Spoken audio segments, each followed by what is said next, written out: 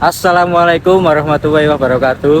Perkenalkan, nama saya Ardika Darmawan dengan NIM 1183. Dan ini Perkenalkan, nama saya Dimas Yasid Al-Bustami dengan NIM 1144. Kenalkan, nama saya Ahmad Nasib Zaki Mubarak dengan NIM 1146 dan rekan saya Gusti Alvito Bayaki dengan NIM 24030118. Jadi kali ini kita akan melakukan observasi dan wawancara ke Rumah Sakit Muhammadiyah Gresik. Ayo, sana.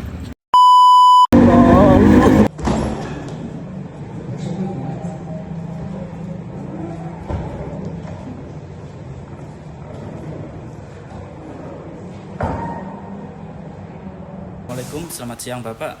Dengan Bapak siapa di sini? Selamat siang adik-adik. Perkenalkan, nama saya Fuad Ramadan. Saya selaku pemasaran dari Rumah Sakit Muhammadiyah Gresik. Ya. Monggo, ada yang ditanyakan mungkin dari adik-adik ini? Jadi perkenalkan, kami dari mahasiswa Universitas Muhammadiyah Gresik, program studi manajemen. Jadi kami ini sedang mengerjakan penugasan manajemen pemasaran tentang observasi dan wawancara dengan tim marketing Rumah Sakit Muhammadiyah Gresik dalam memenuhi salah satu pencapaian pembelajaran kuliah kami. Nah, untuk itu kami ini memilih Rumah Sakit Muhammadiyah Gresik sebagai objek observasi dan wawancara kali ini. Baik, saya mulai wawancara kali ini. Boleh diceritakan sejarah pendirian Rumah Sakit Muhammadiyah Gresik ini?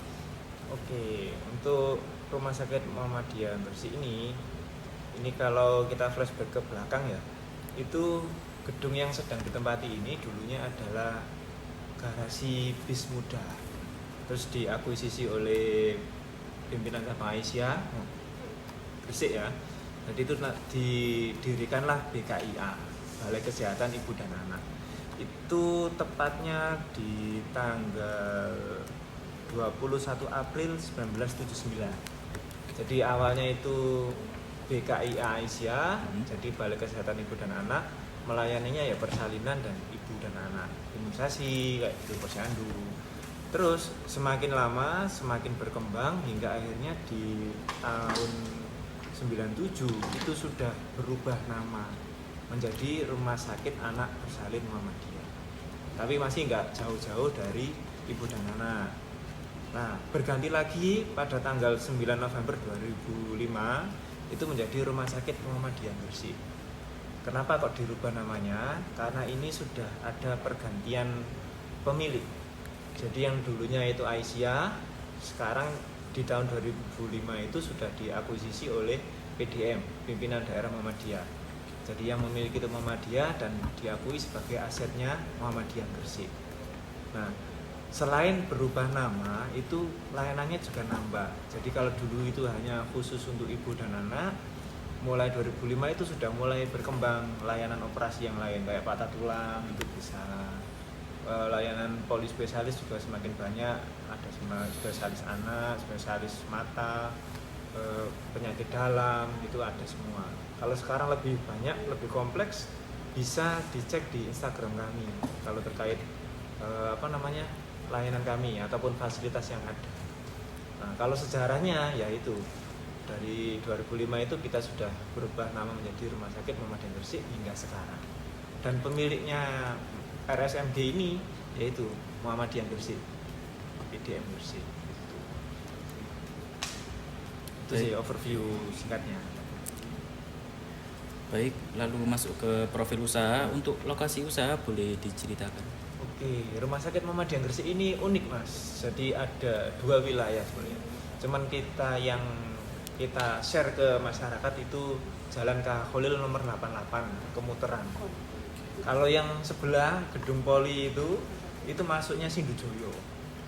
Jadi karena ada dua wilayah, kalau orang tahunya alamatnya beda, nanti timbulnya itu mispersepsi ya. Akan gontok-gontokan, RSMG itu Sindujoyo, bukan. RSMG juga Khalil, bukan Sindujoyo gitu.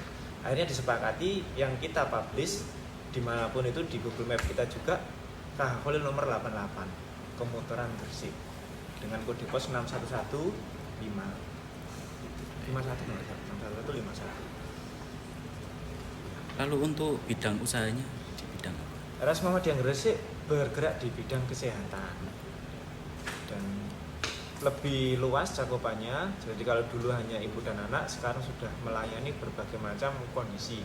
Yang terbaru per 2025 ini Rumah Sakit Muhammadiyah Gresik sudah melayani CT scan dengan mesin yang 64 slice itu, dan alhamdulillah vaksin haji juga sudah bisa mulai tahun ini. Untuk kedepannya kita mau expand dengan adanya ruang HD hemodialisa, karena ada banyak potensi di sana juga sih. Seperti itu. Baik, selanjutnya untuk struktur organisasi dari Rumah Sakit Muhammadiyah Gresik ini boleh diceritakan? Oke, Rumah Sakit Muhammadiyah Gresik ini dipimpin oleh satu orang direktur yang dibantu oleh 2 direktur. Yang satunya ini direktur medis, satunya direktur administrasi dan keuangan. Di bawah dari 2 wakil direktur itu ada 5 jajaran manajemen. Yang ini sudah terbagi masing-masing tugas dan fungsinya. Nah, dari 5 jajaran manajemen itu turun lagi ke bawah ada karu atau kasih, kepala ruangan atau kepala seksi. Nah, karu atau kasih itu yang membawai langsung teman-teman yang ada di pelayanan. Seperti Pak Muzazin ini, kepala ruangan ICU, beliau membawai 5 orang anggota, seperti itu. Jadi ada lagi kepala instalasi rawat jalan itu membawai perawat dan bidan di poliklinik rawat jalan. Itu sebagai contoh gambarannya. Baik, berarti setiap bidang punya kepala sendiri? Punya, jadi diwakili oleh 5 sub ini tadi, sub manajemen ini tadi. Semakin ke bawah cabangnya semakin banyak. Lalu selanjutnya untuk jumlah karyawan yang ada boleh diceritakan? Insya Allah update itu 230-an karyawan. Itu baik itu perawat, dokter, nakes lain maupun dokter spesialisnya, organik, RSMG, kurang lebih 230-an. Lalu untuk proses bisnisnya? Proses bisnis ini alurnya gimana, atau Ya, yang alur. ditanyakan yang apa? Dalam alur pemasaran gitu. Oh, alur pemasarannya. Oke.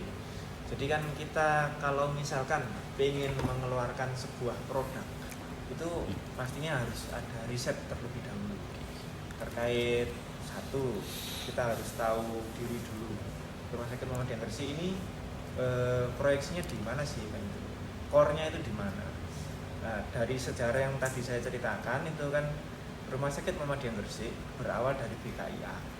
Karena founding father-nya atau intinya itu dari ibu dan anak, otomatis 9 core elemennya ya nggak jauh-jauh dari situ.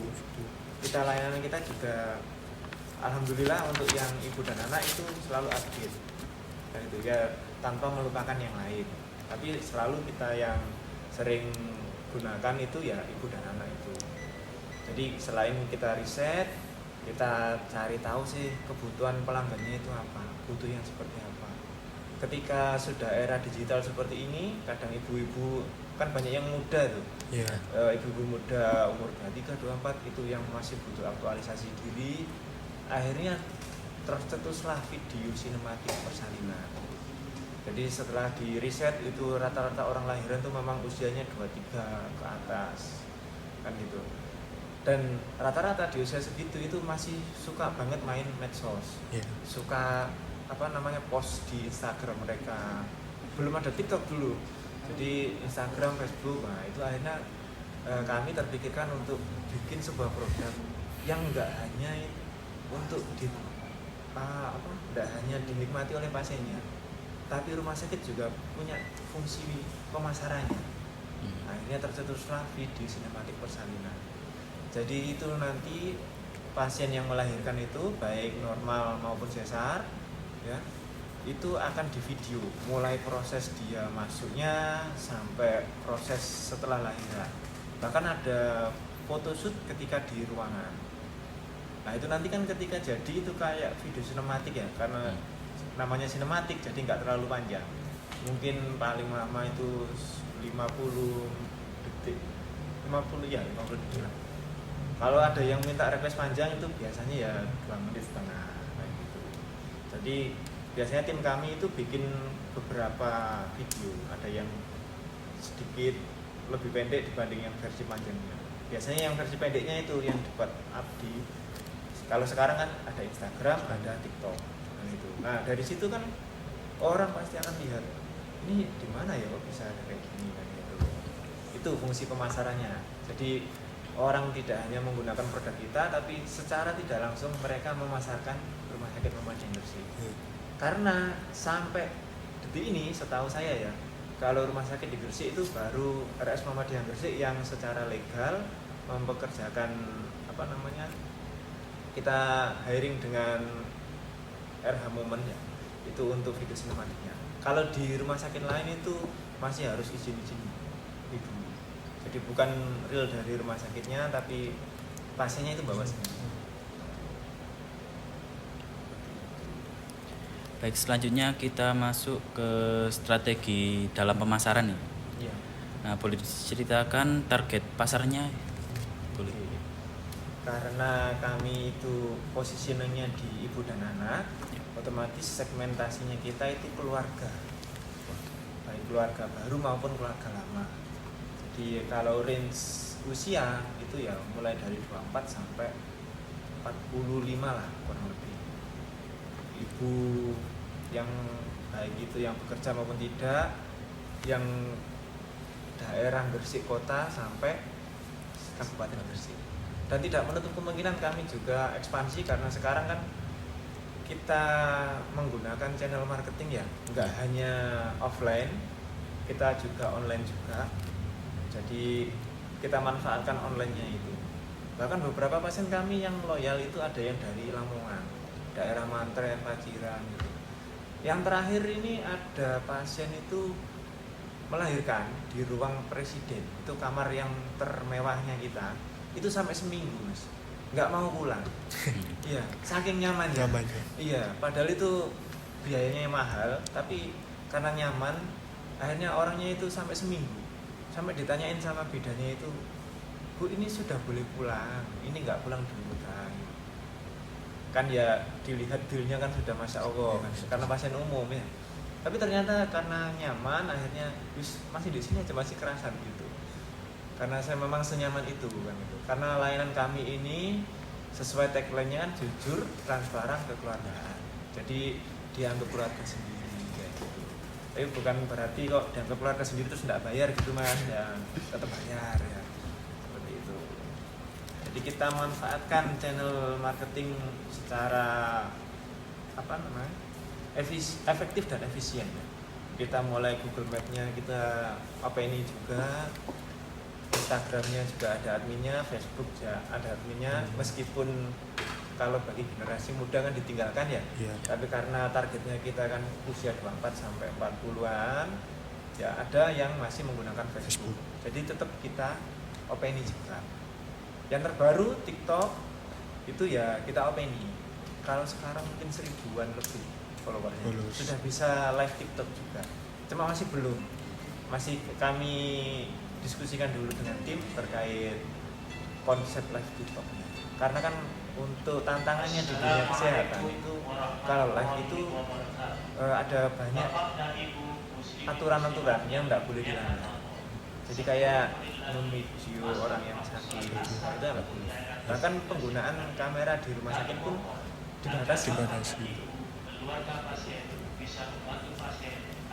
Selanjutnya untuk komitmen dalam meningkatkan kualitas layanan itu boleh diceritakan.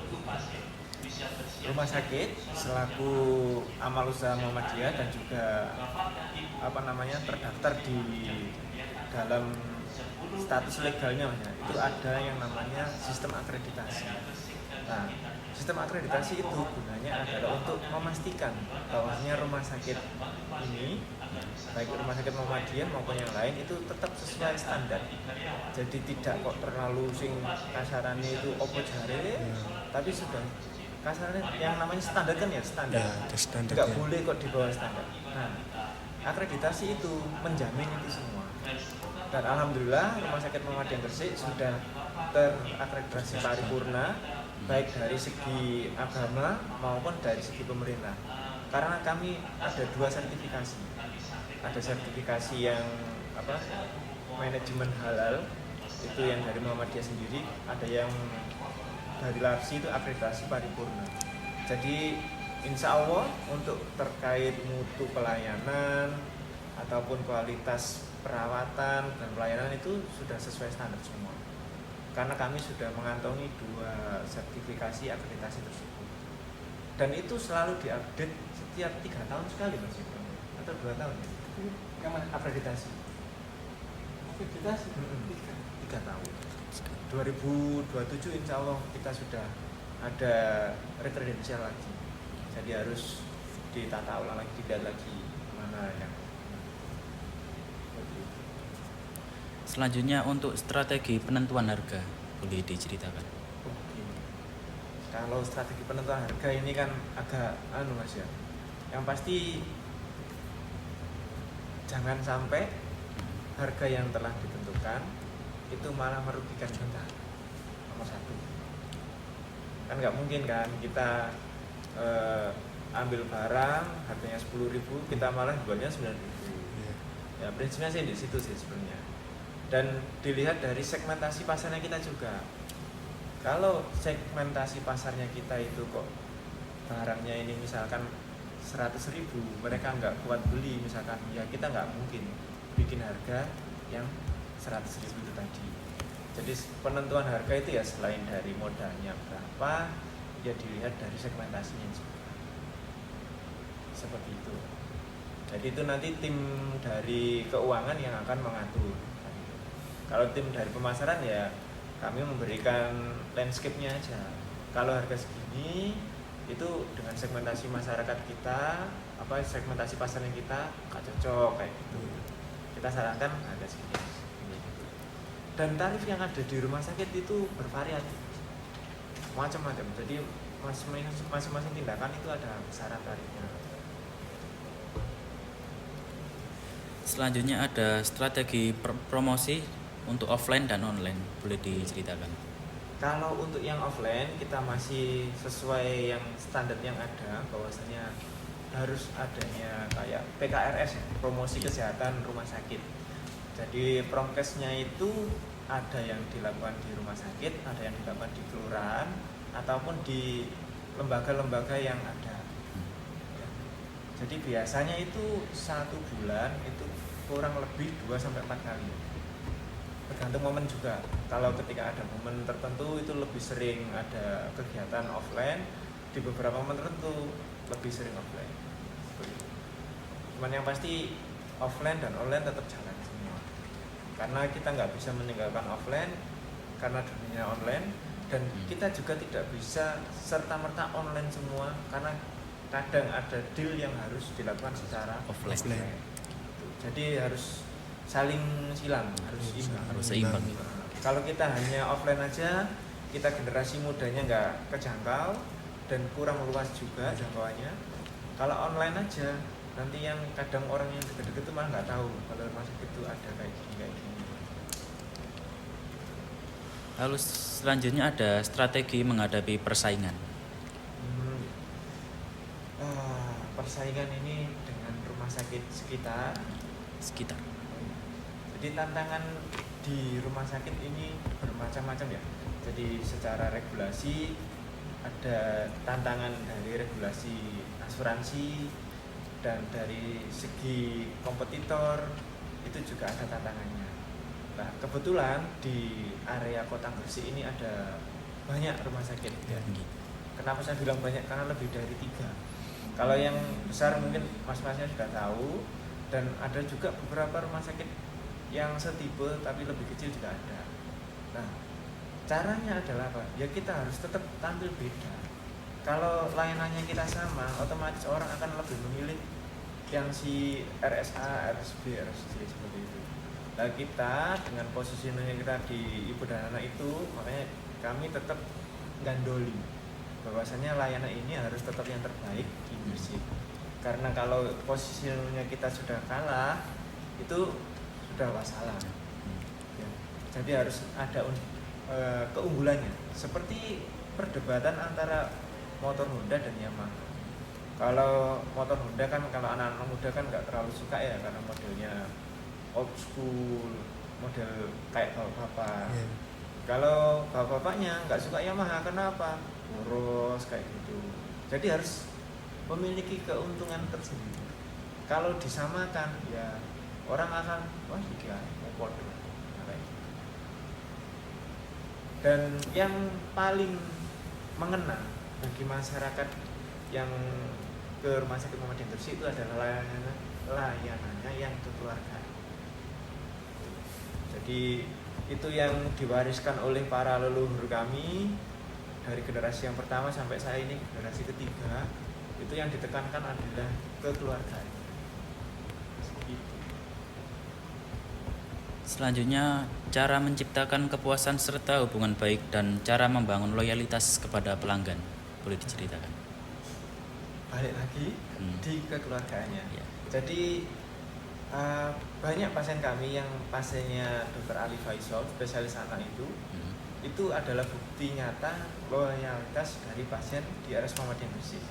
Jadi kadang itu pasiennya Dr. Ali yang sekarang itu adalah anak dari dulu pas orang tuanya itu waktu kecil diperiksakan ke Dr. Ali. Jadi sudah dari turun temurun. Ada yang sampai turun 3 generasi. Jadi Mbak dulu diperiksa oleh Dr. Ali, ya. Terus anaknya ketika kecil diperiksa Dr. Ali, sekarang cucunya itu diperiksa Dr. Ali. Itu bukti loyalitas yang nampak saat ini. Dan untuk kasus lain ada, ya seperti pasien yang tadi dari Mantren itu meskipun rumahnya jauh, tapi karena sudah mengenal banget dengan layanan kami, meskipun jauh tetap larinya ke sini. Padahal Mantren itu jauh. Mantren itu masuk daerah Paciran, Lamongan. Kalau perjalanan ke sini mungkin 2 jaman lah kurang lebih. Dan itu melewati banyak rumah sakit yang setipe bahkan lebih tinggi ada.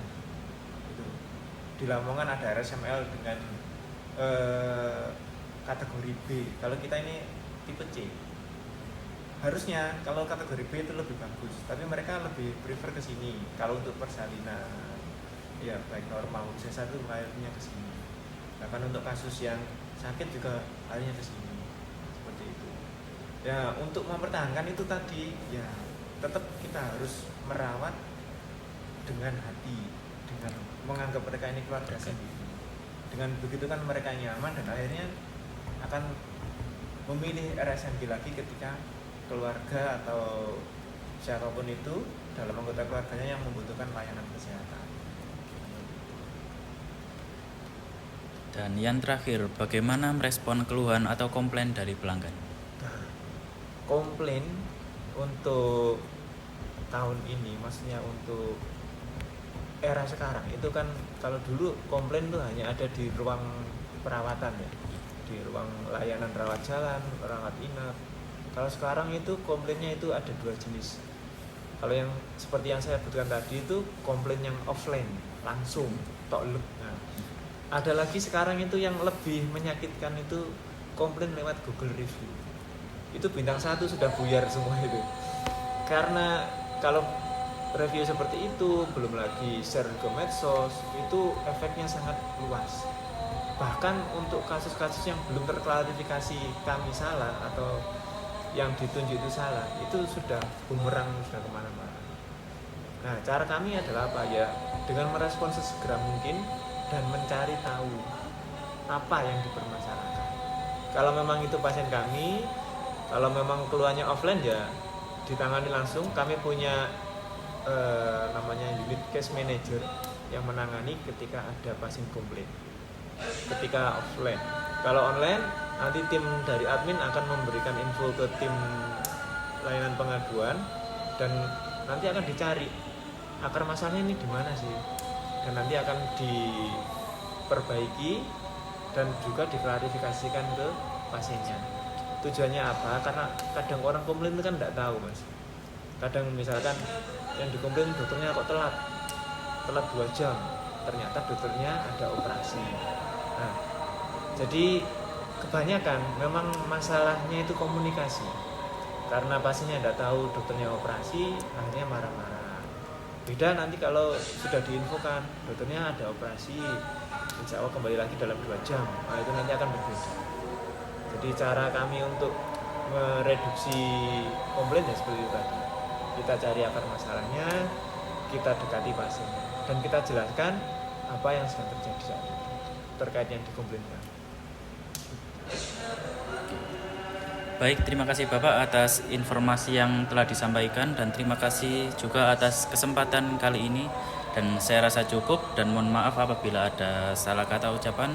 Wassalamualaikum warahmatullahi wabarakatuh. Waalaikumsalam warahmatullahi wabarakatuh.